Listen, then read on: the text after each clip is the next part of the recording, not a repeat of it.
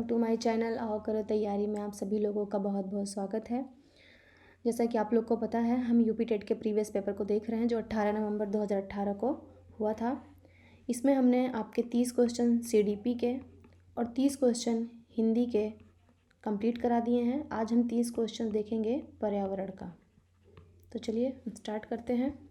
अगर आपको हमारा ये वीडियो पसंद आ रहा है तो प्लीज़ मेरे चैनल को लाइक करिए, शेयर करिए एंड सब्सक्राइब करिए। चलिए, तो भाग 5 में है पर्यावरणीय शिक्षा है। इसमें पहला क्वेश्चन है आपका, किस वर्ण की उपस्थिति के कारण पौधे हरे रंग के होते हैं? जो पौधे का हरा रंग होता है वो किसकी उपस्थिति के कारण होता है? तो इसका जो सही आंसर होगा वो डी। आप लोग को पता ही होगा, क्लोरोफिल के कलर ही क्या होता है? पौधों का हरा रंग होता है। इसे और किस नाम से जाना जाता है क्लोरोफिल को? क्लोरोफिल को हम लोग पर्णहरित या हरित लवक भी जानते हैं, इसके नाम से भी जानते हैं। यह जो क्लोरोफिल होता है ये प्रकाश संश्लेषण के लिए क्या होता है? बहुत ही इम्पॉर्टेंट होता है। इसी के कारण ही प्रकाश का संश्लेषण होता है, जिसके प्रकाश की उपस्थिति में पौधे क्या करते हैं? अपना भोजन बनाते हैं। चलिए नेक्स्ट क्वेश्चन देखते हैं। मानवीय गतिविधियां जो पृथ्वी पर जलवायु परिवर्तन के लिए जिम्मेदार हैं, किसके कारण होता है? जो मानवीय गतिविधियां जो पृथ्वी पर जलवायु परिवर्तन, कौन सी वो मानवीय गतिविधि है जो जलवायु को परिवर्तित करने के लिए जिम्मेदार है? तो किसके कारण होता है? एरोसोल कैन का उपयोग, वनों को जलाना, कृषि क्रियाकलाप। तो ये जितनी भी गतिविधियां हैं इन सभी के कारण क्या होता है? जलवायु परिवर्तन हो रहा है। यूफॉर्बिएसी फैमिली की कौन सी फसल बायोडीजल उत्पन्न करने के लिए जानी जाती है? तो कौन सी फसल है जिससे बायोडीजल उत्पन्न होता है? तो इसका जो सही आंसर है वो हो जाएगा जेट्रोफा। जेट्रोफा से क्या होता है? बायोडीजल बनाया जाता है। और ये जेट्रोफा है ये यूफॉर्बिएसी फैमिली का है। ठीक है, चलिए नेक्स्ट क्वेश्चन देखते हैं। जड़ी बूटियों की रानी भारत की सबसे पवित्र जड़ी बूटी है। इस औषधि पौधे का हिंदू धर्म में महत्व है और इसका वानस्पतिक नाम ओसिमम सैक्टम है। इसको सामान्यतः किस नाम से और जाना जाता है? ये जो जड़ी बूटियों की रानी है ओसिमम सैक्टम, इनको किस नाम से जाना जाता है? तो किस नाम से जाना जाता है? तो इनको हम तुलसी के नाम से भी जानते हैं। तुलसी का जो साइंटिफिक नेम है वो क्या है? ओसिमम सैक्टम, जिसको जड़ी बूटियों की रानी भी कहा जाता है। चलिए नेक्स्ट क्वेश्चन देखते हैं। पीने के लिए सुरक्षित जल को क्या कहते हैं? जो पीने के लिए जो हम जल पीते हैं उसको हम लोग क्या कहते हैं? तो उसको हम लोग क्या कहते हैं? पीने योग्य जल कहते हैं। ठीक है, वर्ष 1984 की भोपाल गैस त्रासदी निम्न में से किस गैस के रिसाव के कारण हुई थी? कौन से गैस के रिसाव के कारण हुई थी? वेरी इंपॉर्टेंट क्वेश्चन है, ये हर बार रिपीटेड हो जाता है। तो जो भोपाल गैस त्रासदी हुई थी वो 1984 में हुई थी और किस गैस के रिसाव के कारण हुई थी? तो ये हुआ था मिथाइल आइसोसाइनेट के कारण हुआ था। ठीक है, मिथाइल आइसोसाइनेट के कारण हुआ था। नेक्स्ट क्वेश्चन, विश्व पर्यावरण दिवस कब मनाया जाता है? तो विश्व पर्यावरण दिवस सबको पता होगा 5 जून को मनाया जाता है। ये जो विश्व पर्यावरण दिवस की स्थापना हुई थी ये कब से हुआ था? ये 1972 में संयुक्त राष्ट्र महासभा द्वारा इसको मनाए जाने की घोषणा हुई थी। कहाँ पे हुई थी घोषणा? तो स्कॉटहोम में हुई थी। ठीक है, कहाँ पे हुई थी? स्कॉटहोम में हुई थी। चलिए नेक्स्ट क्वेश्चन देखते हैं। एम एस स्वामीनाथन का नाम सुना होगा, बहुत ही मशहूर नाम है। एम एस स्वामीनाथन क्या थे बताइए?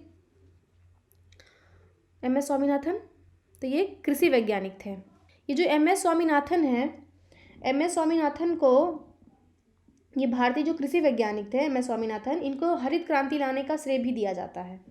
नेक्स्ट क्वेश्चन देखते हैं। Wild life institute of India कहाँ स्थित है? तो ये देहरादून में स्थित है। इसकी स्थापना कब हुई थी? इसकी स्थापना 1982 में हुई थी। इसकी स्थापना 1982 में हुई थी। चलिए नेक्स्ट क्वेश्चन देखते हैं।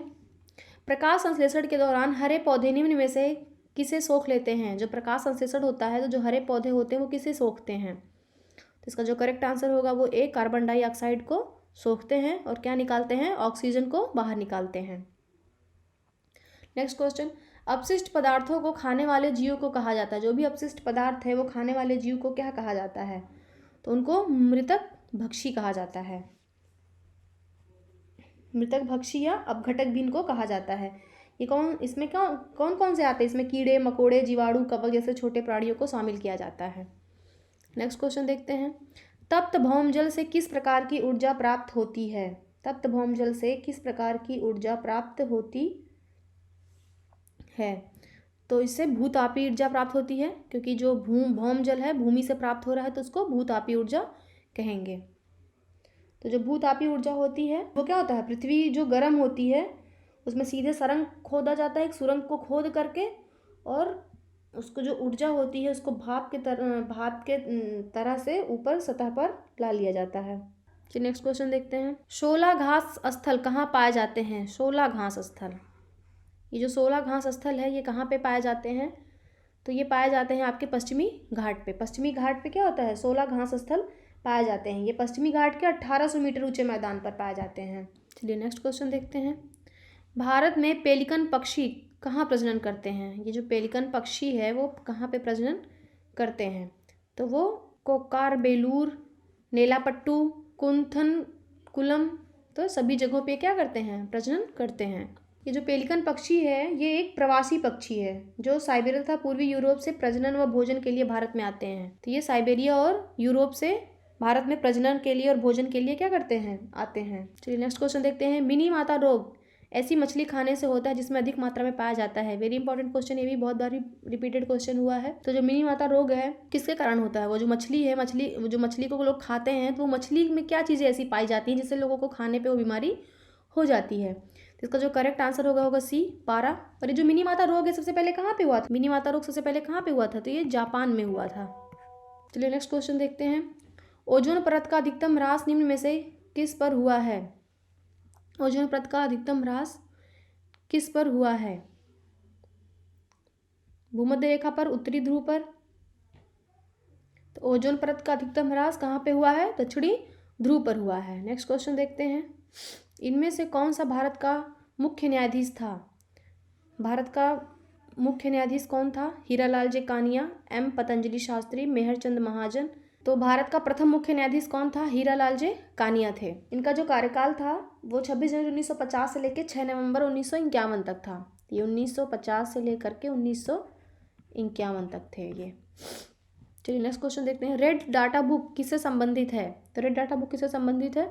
तो विलुप्त के करीब जो जीव पहुंच जाते हैं उन्हीं को इन रेड डाटा बुक में शामिल किया जाता है, लिस्ट जारी किया जाता है। जो रेड डाटा बुक है इसको कौन प्रकाशित करता है? तो इसको IUCN प्रकाशित करता है।